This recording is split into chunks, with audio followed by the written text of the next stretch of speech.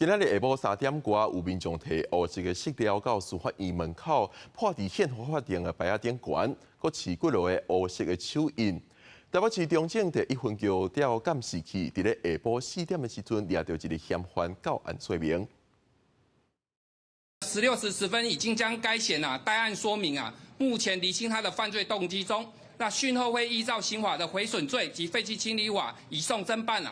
本分局特别呼吁针对相关违法违序的行为均会严正执法，绝不宽待呼吁民众要理性的表达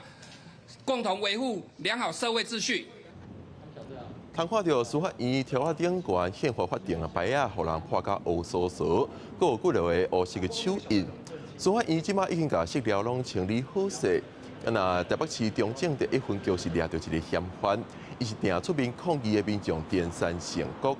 这间参拜过宪法法庭在村暂时处分有关系，警方当咧调查。警方讲，所落来会按照涉嫌毁损罪等等罪名移送侦办。